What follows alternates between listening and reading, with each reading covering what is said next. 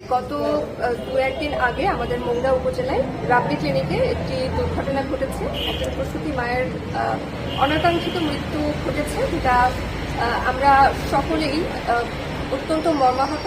এবং ওই দিনই আমাদের উপজেলা স্বাস্থ্য এবং পরিবার পরিকল্পনা কর্মকর্তা মহোদয় সহ ওনার টিম আমাকে জানিয়েছেন এবং তারা ক্লিনিকটিকে সিলগালা করেছেন।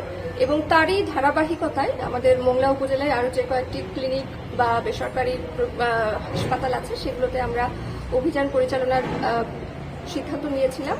এবং তারই অংশ হিসেবে আজকে আমরা দুটি প্রতিষ্ঠান পরিদর্শন করেছি। একটি হচ্ছে রাতুল ক্লিনিক ডায়াগনস্টিক সেন্টার এবং এখন আমরা যেখানে আছি এটি সেন্ট পলস হসপিটাল।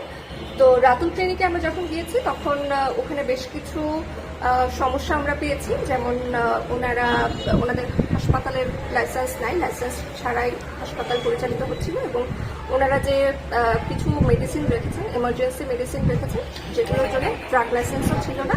সেই কারণে আমরা আমাদের যে মেডিকেল প্র্যাকটিস অধ্যাদেশ যেটি আছে 1982 সালের অধ্যাদেশ অনুযায়ী আমরা জরিমানা করেছি। তাদেরকে সতর্ক করা হয়েছে যে এই মাস 31 ডিসেম্বর পর্যন্ত সময় দেওয়া হয়েছে। এই সময়ের পরবর্তীতেও যদি তারা লাইসেন্স সংগ্রহ করতে না পারে সেক্ষেত্রে আমরা আরও গুরুতর ব্যবস্থা গ্রহণ করব। নতুন এবং ফিরে আসা গ্রাহকদের জন্য নগদে চলছে ক্যাশব্যাক সহ প্রতিদিন হাজারো উপহার জেতার সুযোগ। হবে আশা আর ফেরা, সারপ্রাইজ সেরা।